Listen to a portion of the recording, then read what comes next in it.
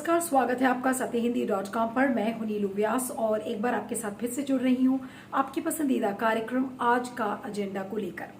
आज बात करते हैं एक सामाजिक मुद्दे पर और वो है लैंगिक असमानता। अगर हम जेंडर डिवाइड की बात करते हैं तो अलग अलग फ्रंट्स पर हमने देखा है कि जो भारतीय समाज है उसमें जो लैंगिक असमानता है वो बहुत ज़्यादा है, चाहे वो साक्षरता को लेकर हो या फिर इकोनॉमिक पार्टिसिपेशन को लेकर हो, स्वास्थ्य के मुद्दे पर हो। हर मुद्दे पर अगर आप देखें तो लैंगिक असमानता काफ़ी बढ़ी हुई नज़र आ रही है। यहाँ तक कि जो जनवरी में ग्लोबल जेंडर गैप रिपोर्ट आई थी अभी इसी साल में, तो उसमें भारत 28 पायदान नीचे गिरा है और 156 देशों में से भारत की जो रैंकिंग है वो 140 बताई गई है। और ये जो ग्लोबल जेंडर गैप रिपोर्ट आती है इसमें 3-4 पैरामीटर्स होते हैं जिनके आधार पर किसी भी देश की ये रिपोर्ट निकाली जाती है, जैसे कि इकोनॉमिक पार्टिसिपेशन यानी कि जो आर्थिक व्यवस्था है उसमें महिलाओं की कितनी भागीदारी है, राजनीतिक सशक्तिकरण उसमें महिलाओं की कितनी भागीदारी है, स्वास्थ्य और सर्वाइवल से जो मुद्दे हैं उसमें विमेन कैसा परफॉर्म कर रही हैं, और आखिरी है साक्षरता को लेकर। लेकिन जहां तक स्वास्थ्य की बात है, जहां तक सर्वाइवल की बात है, आपने देखा है कि किस तरीके से महिलाओं के साथ भी भेदभाव होता है। जी हां, आज मैं बात करने जा रही हूं रॉयटर्स की एक रिपोर्ट के बारे में, जिसमें कि ये साफ दिया है, साफ बिल्कुल कहा गया है कि जहां तक भारत में टीकाकरण अभियान है, कोरोना का टीकाकरण अभियान है, उसके मुताबिक देखा गया है कि महिलाओं को कम टीका लगा है और पुरुषों को ज्यादा टीका लगा है। अब आपको एक एक करके बताते हैं कि एग्जैक्टली ये कौन कौन से राज्य हैं और क्या वजह मेनली बताई जा रही है कि महिलाओं को टीका कम क्यों लग रहा है कोरोना का और पुरुषों को ज्यादा क्यों लग रहा है।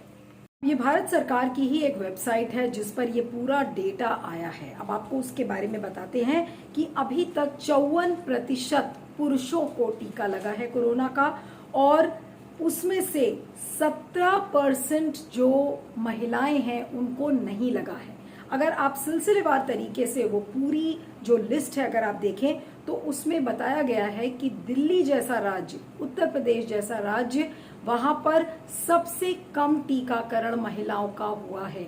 और केरला की अगर हम बात करें तो केरला में 52% महिलाओं को टीका लग गया है, वहां पर पुरुषों को केवल 48% लगा है। उसी तरह से छत्तीसगढ़ है, छत्तीसगढ़ में महिलाओं को 51% कोरोना का टीका लग चुका है और पुरुषों को 49%। यानी कि कहने का मतलब ये है कि अगर आप दक्षिणी जो राज्य हैं वहां पर देखें तो सबसे अच्छा, अगर फीमेल वैक्सीनेशन ड्राइव अगर हम देखें तो वहां पर केरला में सबसे अच्छा परफॉर्मेंस रहा है। लेकिन सबसे खराब अगर कोई जगह रही है तो वो है केंद्र शासित प्रदेश, जो कि दादरा और नागर हवेली। वहां पर केवल 32% महिलाएं ही हैं जिनका कि टीकाकरण हुआ है।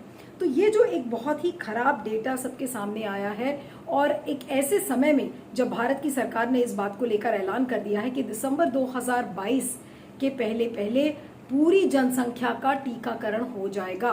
तो पूरी जनसंख्या का टीकाकरण का मतलब है कि दोनों डोजेस पुरुषों को और महिलाओं को दोनों बराबरी से लगे। हाँ, आपको याद दिला दें कि हिमाचल प्रदेश एक ऐसा राज्य है जहां पर बराबर की संख्या में, यानी कि 50% पुरुषों को कोरोना का टीका लगा है और 50% महिलाओं को टीका लगा है। लेकिन आपको ये बता दें कि अभी तक आंशिक तरीके से या पूर्ण तरीके से जो पुरुष हैं उनको 10.1 करोड़ पुरुषों को ही टीका लगा है। तो ये जो पूरा डेटा है ये जो कोरोना के नाम पर जो भारत सरकार की जो वेबसाइट है उस पर ये सारा डेटा दिया हुआ है। लेकिन अब सवाल ये उठता है कि ऐसा क्यों हो रहा है, उनके कारण क्या है, क्या वजह है कि कोरोना का टीका महिलाओं को कम लग रहा है। कुछ महिलाओं से रॉयटर्स ने बातचीत करने की कोशिश की तो उसमें गुजरात के ही एक डॉक्टर हैं, उन्होंने कहा कि पुरुषों को बाहर निकलना होता है, उनको ऑफिस अटेंड करना होता है, इसलिए वो पहल करके टीका पहले लगवा लेते हैं। लेकिन जो महिलाएं हैं वो घर पर पीछे छूट जाती हैं, क्योंकि उनको घर देखना होता है, बच्चे देखने होते हैं। अगला कारण है कि बहुत सारी अफवाहें भी उड़ा दी गई हैं कोरोना के वैक्सीन को लेकर। जैसे मिसाल के तौर पर गांव-गांव में महिलाओं को ये लगने लगा है कि अगर कोरोना की वैक्सीन वो लगवा लेंगी तो उनके पीरियड्स में दिक्कत आएगी, यानी कि जो उनको महीना होता है माहवारी में उसमें दिक्कत आएगी। एक और जो अफवाह गांव में फैलाई गई है, और कुछ लोग ऐसे भी हैं जो शहर में रहकर भी इन बातों को मानते हैं, उनका ये मानना है कि महिलाएं बांझ हो जाएंगी, यानी कि महिलाएं बच्चे नहीं पैदा कर पाएंगी अगर वो कोरोना की वैक्सीन लगवा लेंगी। तो ये सारी बातें सामने आ रही हैं। लेकिन एक और जो बहुत ही एक लॉजिकल रीजन नजर आ रहा है जिसकी वजह से महिलाएं गांव-गांव में टीका नहीं लगवा पा रही हैं, और वो है उनकी इलिटरेसी, यानी कि पढ़े लिखे न होने के कारण वो स्मार्टफोन्स नहीं चला सकती हैं, कोविन ऐप पर अपने आप को रजिस्टर नहीं कर पा रही हैं, ज्यादातर उनको लोगों की मदद लेनी पड़ती है। तो वो भी एक कारण है बड़ा, जिसकी वजह से महिलाओं को उतनी संख्या में टीका नहीं लग रहा है। अब आपको बता दें कि अलग अलग प्रयोग भी हो रहे हैं। जैसे कि बंगाल की जो सरकार है उसने एक अनूठा प्रयोग किया कि एक गांव में बस भेजी, बसेस में महिलाओं को भरा गया, वो टीका केंद्र में लेके गए, और जब तक टीका लग रहा था तो वहां पर उनको वेट करना पड़ा, और फिर उसके बाद वो बस दूसरे गांव में चली जाती है। लेकिन कई बार यहाँ पर ऐसा भी देखा गया है कि महिलाएं, क्योंकि उनको बहुत देर तक वेट करना पड़ता है, बच्चों को वो छोड़कर नहीं जा सकती हैं कोविड की महामारी के दौरान, तो वो भी एक कारण है कि जिसकी वजह से उनका घर से निकलना मुश्किल हो गया है। तो ये तो रहे सारे कारण कि क्या कारण है जिसकी वजह से महिलाओं को ज्यादा टीका नहीं लग रहा है। देखिए, महिलाओं के स्वास्थ्य की जिम्मेदारी ना तो परिवार लेता है पूरी तरह से, और ना ही सरकार ले रही है, और ये साफ दिखाई दे रहा है वैक्सीनेशन में। क्योंकि वैक्सीनेशन के में बहुत सारे सरकारी तंत्र ये बात कह रहे हैं कि क्योंकि दो तरह की अफवाह है, एक अफवाह है कि मेंस्ट्रुएशन डिस्टर्ब होगा, दूसरा ये भी है कह रहे हैं कि बार बार की नहीं, महिलाएं तो घर में रहती हैं इसलिए, पर पुरुष लोग काम पे जाते हैं इसलिए वैक्सीनेशन लगवा ले रहे हैं। ये सब सरासर महिलाओं के प्रति अन्याय है। महिलाएं काम करती हैं, अगर घर में कोई बीमार पड़ता है तो महिलाएं उसकी देख रेख करेंगी। तो ऐसे में मैं स्वयं ऐसे केसेस को जानती हूँ जहाँ की हम लोगों ने जबरदस्ती वाइफ को भेजा है पति के साथ, और बोला है कि तुम कैसे गए थे और करवा लिया तुमने वैक्सीनेशन। और ना सिर्फ पत्नी बल्कि बेटियों का भी नहीं कराया है, लड़के को लेके चले गए हैं लोग, उनका वैक्सीनेशन करा लिया, अपना करा लिया। मतलब ये कि औरतों की जिंदगी की जिम्मेदारी ही नहीं लेना चाहते हैं, ना ही उनकी जिंदगी के प्रति कोई भी रवैया ऐसा है कि उनकी कोई जरूरत नहीं है। मतलब ये किस तरह की मानसिकता है। खास तौर से ये भी, इसको भी मैं एक तरह की हिंसा मानती हूँ कि जब आप जानते हैं कि बिना वैक्सीनेशन के बचाव नहीं हो सकता है, और बचाव का एक ही तरीका है कोरोना से, वो है वैक्सीनेशन। फिर वहाँ जब पति आता है वैक्सीनेशन कराने तो वो लोग पूछते क्यों नहीं कि अकेले कैसे आए, या पत्नी कहाँ है आपकी, या आप क्यों नहीं परिवार, या आपकी पत्नी कब लगवाएंगे। मतलब कुछ तो एक जिम्मेदारी का भाव जो लोग लगा रहे हैं उनमें होना चाहिए, परिवार वालों में होना चाहिए, जाके स्वयं लगवा के चले आ रहे हैं और पूछ नहीं रहे। तो ये तो बिल्कुल सरासर मैं इसको गलत और अन्याय मानती हूँ। तत्काल सरकार इसको सुनिश्चित करे कि हर औरत को उतनी ही संख्या में 17% का गैप है जो अभी तक का डेटा हम लोग देख रहे हैं, और वायर की न्यूज से मैंने देखा 17% का गैप है। हम तो 10% कह रहे थे, क्योंकि हमने जो पहले डेटा पढ़ा था उसमें 10% का गैप है, और अब ये बढ़ता जा रहा है। तो ये तो बिल्कुल गलत होगा, और ये औरतों की जिंदगी के साथ खिलवाड़ है। Women's lives matter. भारत में जो वैक्सीनेशन चल रहा है आजकल कोविड-19 को लेकर, उसमें हमने काफ़ी असमानता देखी है आदमियों और औरतों के बीच में। आदमी ज़्यादा आगे आ रहे हैं अपने वैक्सीनेशन के लिए बनिस्बत की औरतों के। इसके कई सारे कारण हो सकते हैं। शायद ये कि आदमियों को बाहर जाना पड़ता है घर से काम करने के लिए, अपने गांव से शहरों तक जाना पड़ता है, तो वे सोचते हैं कि उनको वैक्सीनेशन लगाना ज़रूरी भी है। और जहां काम करते हैं वहां भी एक इम्पॉर्टेंट दिया जाता है रोल कि आपको वैक्सीन लगाना ज़रूरी है। औरत अक्सर घर पर रहती है, औरत ज़्यादा काम घर पर ही करती है, बच्चों की देखभाल करती है, तो ज़्यादा डोमेस्टिक वर्क देखती है। तो कहीं ये समझाया जाता है औरतों को, या ये समझ में औरतों को आता है कि हमें वैक्सीनेशन की ज़रूरत नहीं है।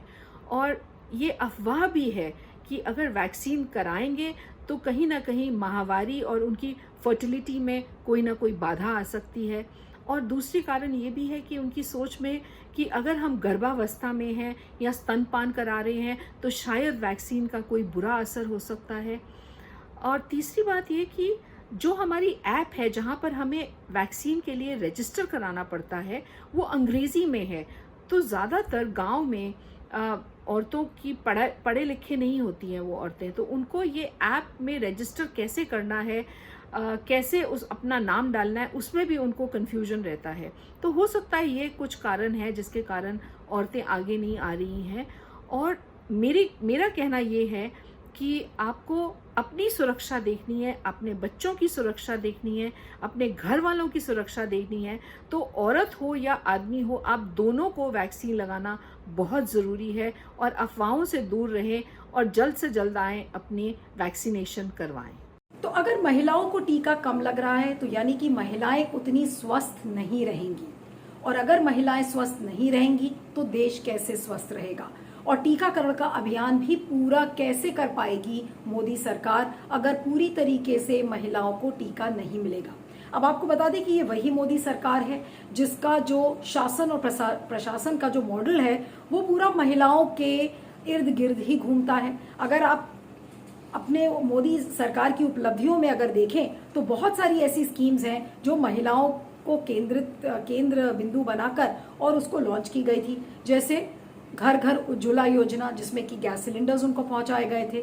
तो अगर घर घर उज्ज्वला योजना के बड़े बड़े ऐड सरकार लगा सकती थी ताकि महिलाओं को गैस सिलेंडर्स मिल सकें, और 8 करोड़ महिलाओं को फर्स्ट फेज में बांटा गया था उज्ज्वला गैस स्कीम के तहत, तो उसी तरीके की जागरूकता अभियान सरकार टीकाकरण में क्यों नहीं लगा पा रही है, वो एक बड़ा सवाल है। दूसरी एक स्कीम को हम आपको याद दिलाते हैं कि प्रधानमंत्री मुद्रा योजना, जिसमें कि बहुत सारी ऐसी महिलाएं थी जो कि एंटरप्रेन्योर्स बनी, उन्होंने अपने बिजनेसेस स्टार्ट किए। क्यों? क्योंकि सरकार ने उनको लोन्स दिए थे। फिर अगर आपको याद हो, प्रधानमंत्री की एक स्पीच थी लाल किले से, उन्होंने स्वतंत्रता दिवस के दिन किया कि जन औषधि केंद्र में आपको महिलाओं के लिए सैनिटरी पैड्स 1 रुपए में मिलेगा, और कितने करोड़ों पैड्स को डिस्ट्रीब्यूट किया गया रूरल इंडिया में। यानी कि महिलाओं के स्वास्थ्य को देखते हुए मोदी सरकार ने ऐसे बहुत सारे कदम उठाए।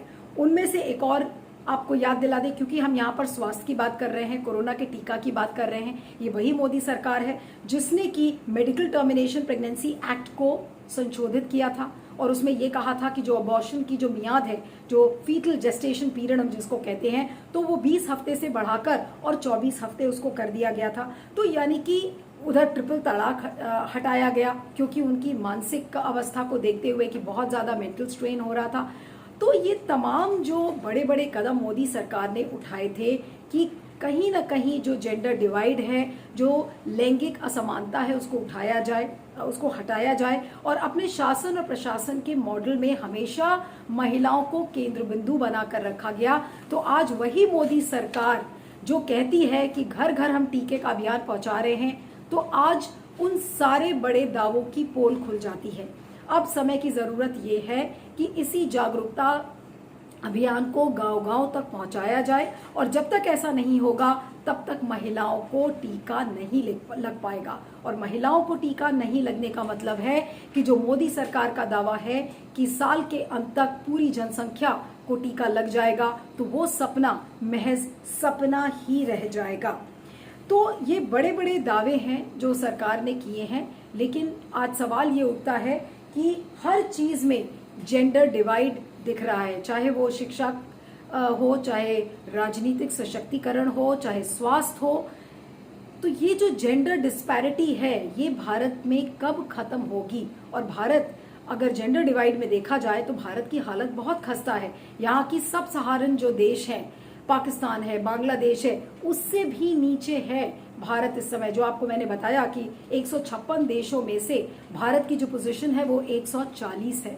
तो वो तो और कई पैरामीटर्स पर अगर आप देखें तो ग्लोबल जेंडर गैप रिपोर्ट निकाली जाती है, लेकिन यहाँ पर स्वास्थ्य का मामला है, और महिलाओं की स्वास्थ्य से सरकार कैसे खेल सकती है। अगर आप चूल्हा जलाने के लिए एक जागरूकता अभियान कर सकते हैं, लोन देने के लिए महिलाओं को जागरूकता अभियान सक्रिय बना सकते हैं, तो टीकाकरण के लिए जागरूकता अभियान को सक्रिय क्यों नहीं किया जा रहा है? ये एक बड़ा सवाल है जिस पर आपके फीडबैक का मुझे इंतजार रहेगा। इस वीडियो के डिस्क्रिप्शन बॉक्स में जाएं, उसमें एक लिंक है, उस लिंक को क्लिक करें, सत्य हिंदी को भुगतान करें, सत्य हिंदी की सदस्यता लें। इससे आपको निष्पक्ष खबरें मिलेंगी और हमें आपका समर्थन मिलेगा। आप मुझे ट्विटर पर फॉलो कर सकते हैं। मेरा ट्विटर हैंडल है @neelu317 और दूसरा ट्विटर हैंडल है @neelu_on_the_move। गूगल प्ले स्टोर से सत्य हिंदी का ऐप भी आ चुका है, आप उसे भी डाउनलोड कर सकते हैं। देखते रहिएगा आज का एजेंडा और बने रहिएगा सत्य हिंदी पर। Thank you so much. सत्य हिंदी का ऐप डाउनलोड करें गूगल प्ले स्टोर पर।